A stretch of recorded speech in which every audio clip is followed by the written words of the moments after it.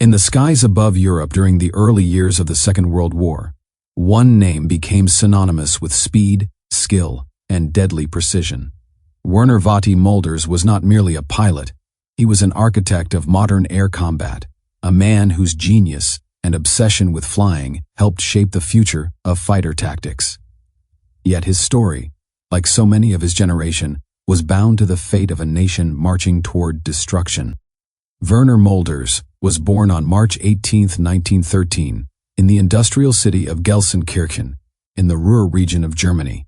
His childhood was marked by loss. His father, Werner Molders, a reserve officer in the Prussian army, was killed in the First World War when Werner was just 2 years old. His mother raised the family alone, instilling in him the values of duty, discipline, and faith. Those who knew the young Werner remembered him as introspective, precise, and quietly driven, traits that would define him as both man and pilot. In 1931, at the age of 18, Molders joined the Reichswehr, the interwar German army, as an officer cadet.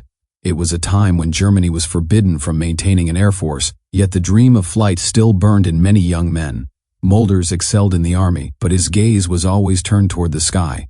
When the secret Luftwaffe began forming in the early 1930s, he applied for pilot training.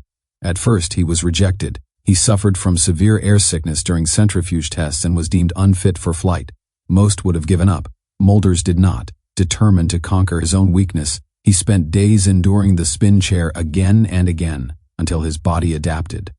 Only then did he reapply, and this time he was accepted.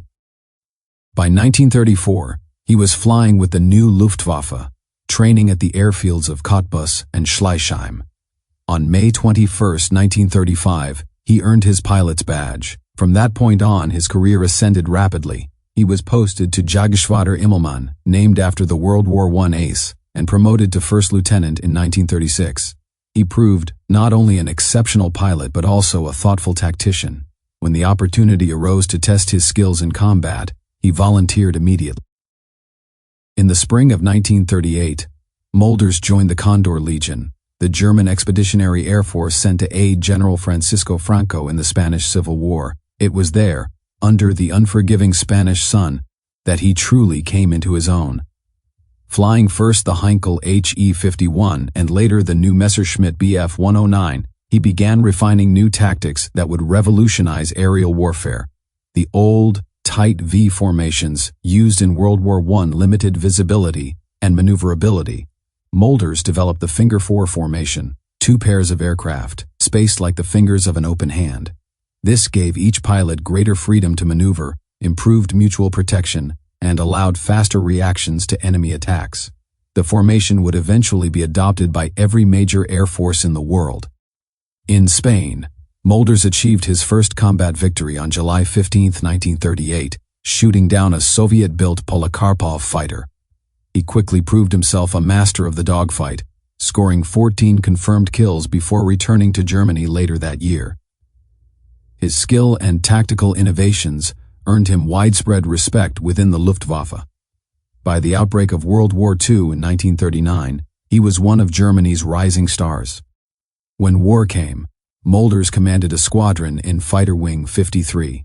On September 20, 1939, he scored his first victory of the new conflict, downing a French Curtiss fighter over the border region. Within months, his tally rose sharply. During the German invasion of France, he displayed both courage and resilience. On May 14, 1940, he was shot down near Sedan and forced to bail out, landing safely but shaken. 3 weeks later, he was shot down again and captured by French troops.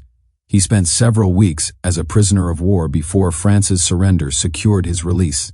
Even his captors, it was said, were impressed by his composure and politeness. Back with his unit, Molders continued to lead from the front. His reputation grew rapidly through the summer of 1940, during the Battle of Britain. His kills mounted with astonishing speed.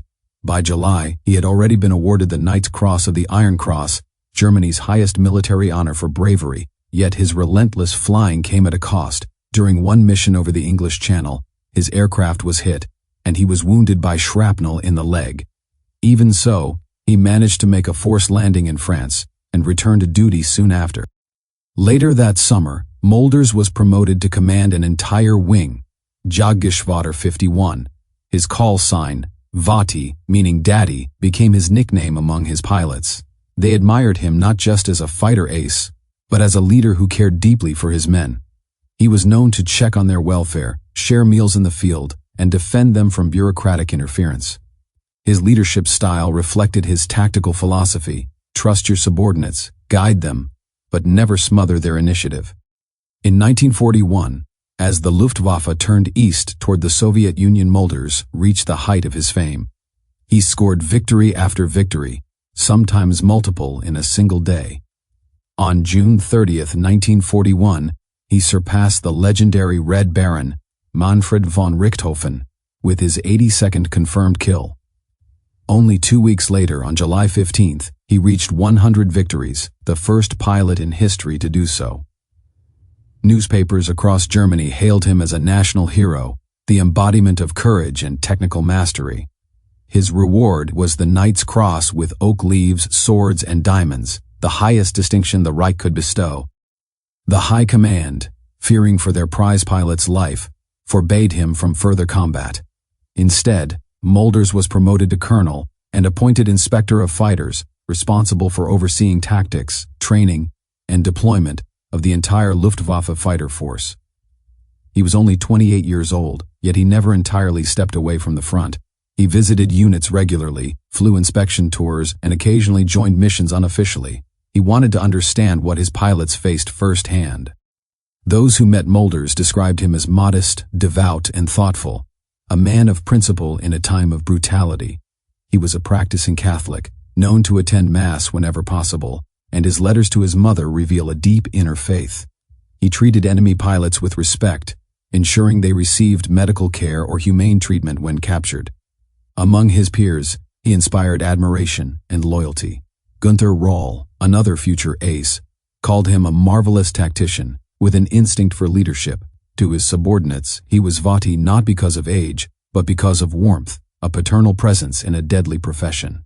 Yet even his brilliance could not insulate him from the grim reality of the war he served.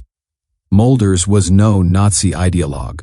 In private, he reportedly expressed disapproval of some aspects of the regime, particularly the persecution of the church, but he was also a career soldier who believed his duty lay in service to his country. Like many, he stood at the uneasy intersection of personal conscience and national loyalty. In November 1941, tragedy struck. A Luftwaffe senior figure, Ernst Udet, had taken his own life, and Molders was summoned from the Eastern Front to attend the funeral in Berlin. On November 22nd, he boarded a Heinkel HE-111 transport aircraft bound for Germany. The weather was poor, with thick fog and low visibility. As the aircraft approached Breslau, it encountered turbulence and heavy rain.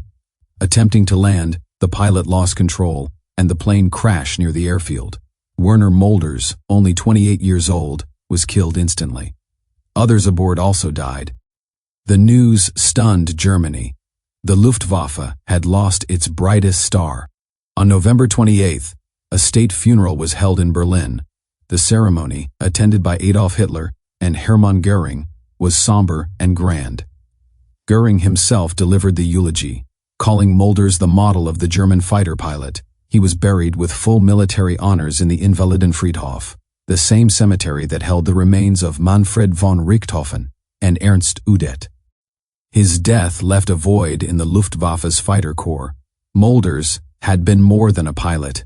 He was a teacher, a thinker, a man who understood that the air war was not just about numbers, but about minds and morale. His tactical innovations lived on. The Finger 4 formation he perfected became the standard formation for the RAF, the USAAF, and air forces worldwide for decades after the war.